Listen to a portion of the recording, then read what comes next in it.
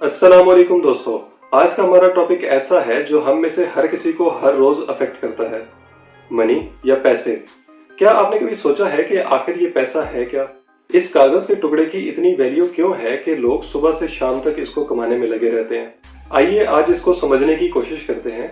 इस सब को समझने के लिए हमें इंसानी तारीख में जरा पीछे जाना पड़ेगा। जैसे आज हमारे पास ये कागज के पैसे हैं, इससे पहले खरीदो फरोख्त बार्टर सिस्टम के तहत की जाती थी, यानी कि चीजों के बदले चीजें। मिसाल के तौर पर अगर आपके पास सेब हैं लेकिन आप मुर्गी खरीदना चाहते हैं तो आप एक मुर्गी वाले के पास जाएंगे और उसको सेब देकर मुर्गी उससे ले लेंगे। सुनने में तो सिंपल लगता है लेकिन इसमें कुछ प्रॉब्लम्स थे, जैसे कि मुर्गी वाले को अपनी मुर्गी के बदले में छुरी चाहिए हो, तो इस सूरत में पहले आपको ऐसा बंदा ढूंढना पड़ेगा जो आपके सेब के बदले में आपको छुरी दे। फिर आपको छुरी लेकर मुर्गी वाले के पास जाकर मुर्गी ले सकते हैं। अब ये बहुत कॉम्प्लिकेटेड था कि आप ऐसा बंदा ढूंढने जिसके पास वो हो जो आप चाहते हैं और आपके पास वो हो जो वो चाहता है। एक और मसला ये था कि ये अंदाजा लगाना बहुत मुश्किल था कि चीजों की असल वैल्यू क्या है, जैसे कितने राइस के बदले में कितना घी मिलना चाहिए। तो ये मसले सुलझाने के लिए अक्लमंद लोगों ने ऐसी कमोडिटीज को स्टैंडर्ड बना लिया जो खुद अपने आप में वैल्यूएबल हैं, जैसे गोल्ड और सिल्वर। और जो भी खरीदना होता था उसके बदले में उस चीज की वैल्यू के मुताबिक गोल्ड या सिल्वर कॉइन्स देकर खरीद लेते थे। आज की पेपर करेंसी तो सिर्फ एक कागज का टुकड़ा है, इसकी गोल्ड और सिल्वर की तरह अपनी कोई वैल्यू नहीं है। तो फिर ये इतनी वैल्यूएबल कैसे हो गई? इसको एक स्टोरी से समझने की कोशिश करते हैं। पुराने जमाने में ट्रेड पर जाते हुए कई ऊंटों पर सोना चांदी लाद के जाने वाली बातें तो आपने सुनी होंगी। तो इतना सोना लेके जाना भी मुश्किल होता था और साथ में चोरी का डर अलग।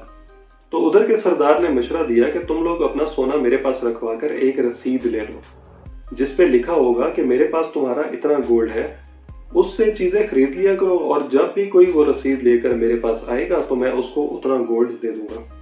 लोगों को ये बात बहुत पसंद आई। सबने अपना गोल्ड सरदार के पास रखवा कर रसीदें ले ली और वही यूज करने लगे। सरदार की साइन हुई रसीदों पर लोगों को इतना भरोसा हो गया कि लोग बस वही इस्तेमाल करने लगे और अपना गोल्ड भूल गए। इस तरह वो कागज का टुकड़ा सरदार पर सबके भरोसे की वजह से वैल्यूएबल हो गया। जब सरदार ने देखा कि लोगों का उस पर भरोसा इतना ज्यादा हो गया कि अब कोई गोल्ड लेने ही नहीं आता, तो उसने धड़ाधड़ रसीदें छापनी शुरू कर दी। इस तरह आगाज हुआ दुनिया के सबसे बड़े स्कैम का, जो आज भी चल रहा है। वो सरदार था दुनिया का पहला बैंक और उसकी रसीद थी दुनिया की पहली पेपर करेंसी। दोस्तों, अगर आप ये समझते हैं कि जब आप बैंक में पैसे जमा करा के आते हैं तो वो आपके नाम की तिजोरी में पड़े रहते हैं, तो आप गलत हैं। बैंक जो पैसे आपके अकाउंट में दिखा रहा होता है उतने उसके पास होते नहीं हैं। ये एक मिसाल से समझते हैं।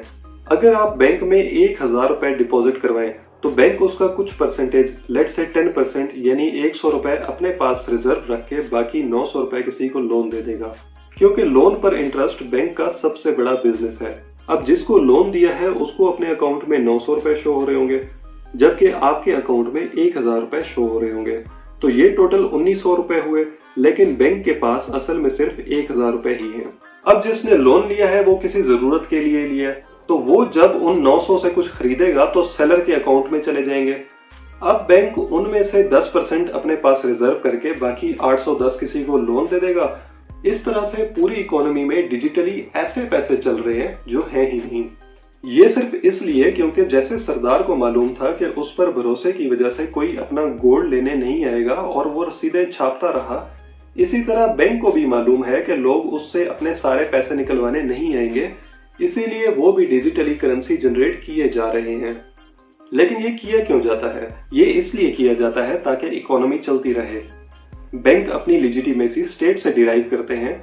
लोग बैंक पर भरोसा करके करेंसी का लेन देन करते हैं और बैंक लोगों के पोटेंशियल पर भरोसा करके उनको लोन देती है कि इस लोन से लोग ऐसा बिजनेस करेंगे कि रियल मनी जनरेट होगी। फिएट मनी या पेपर करेंसी की हिस्ट्री सिर्फ 1000 साल पुरानी है और इन 1000 साल में इंसान ने जितनी तरक्की की है वो पूरी ह्यूमन हिस्ट्री में कभी नहीं हुई। ये लोगों और बैंक के एक दूसरे पर इसी भरोसे की वजह से मुमकिन हुआ है। और इसका नुकसान क्या है? चूंकि बैंक्स के पास रियल मनी इतनी नहीं होती, तो अगर कभी ऐसा हो कि बहुत से लोग अपने पैसे विड्रॉ करवाना चाहें तो बैंक्स डिफॉल्ट भी कर सकते हैं। ग्रेट डिप्रेशन के दौरान कुछ बैंक्स ने ऐसे ही डिफॉल्ट किया। तो सवाल ये पैदा होता है कि जो पैसे हम बैंक्स में रखवाते हैं उसकी सिक्योरिटी की गारंटी क्या है? तो जनाब, हर कंट्री की एक डिपॉजिट इंश्योरेंस पॉलिसी होती है। आपको कुछ वक्त पहले सेनेटर सलीम मांडवीवाला की स्टेटमेंट तो याद होगी, जिसने मुल्क में सनसनी फैला दी थी। यानी अगर आपने 50 करोड़ बैंक में डिपॉजिट कराए हुए हैं और बैंक डिफॉल्ट कर जाता है तो आपको स्टेट 5 लाख रुपए देगी, सिर्फ 5 लाख रुपए। एक सिस्टम जो ख्याली पैसों पर चल रहा है, जाहिर है जब वो कोलैप्स होगा तो रियल मनी के मुताबिक ही पैसे मिलेंगे। आई होप कि आपको ये वीडियो इंफॉर्मेटिव लगी होगी। अगर कोई सजेशंस हो तो कमेंट बॉक्स में जरूर बताइएगा। खुदा हाफिज।